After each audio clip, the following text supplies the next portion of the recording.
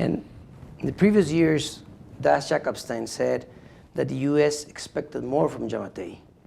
At this point, do you really believe what he says about democracy? He has said very clearly that he is committed to a democratic transition as well. He recognizes the outcome of the election, as he should, because it was, I think, probably the most internationally observed election that Guatemala has seen.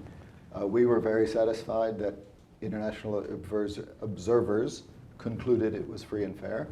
President Giammattei has said he respects that outcome and that he will ensure the democratic transition, which is exactly what we need to hear, but we also need to see it because there are other actors in the system, and we've been very clear about that too. There are other actors in the system who seem to be determined to put obstacles in the way of that democratic transition.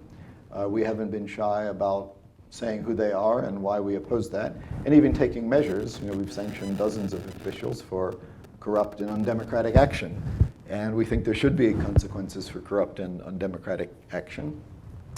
So far, fortunately, the transition continues to be underway. We have every expectation that now President-elect Arévalo will become president in mid-January.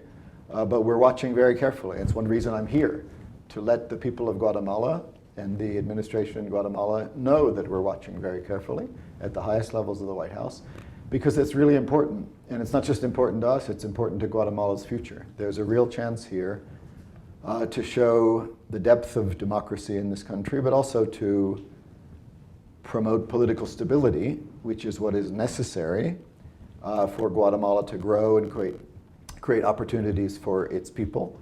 And that's a process that we want to support. We support it under the current administration. And if Guatemala can show that it can have a free and fair democratic transition and use the resulting stability to grow its economy and partner, that everybody wins from that. The contrary is also true. If there's interference in the democratic process, that would create instability and real problems for the people of Guatemala, for stability in Guatemala, for investment in Guatemala. I actually, just met in the last hour with businesses who do business here and are the results of foreign direct investment. Those investors need to see stability and rule of law. And that's all the more reason why we so vigorously oppose efforts to interfere with democracy and rule of law.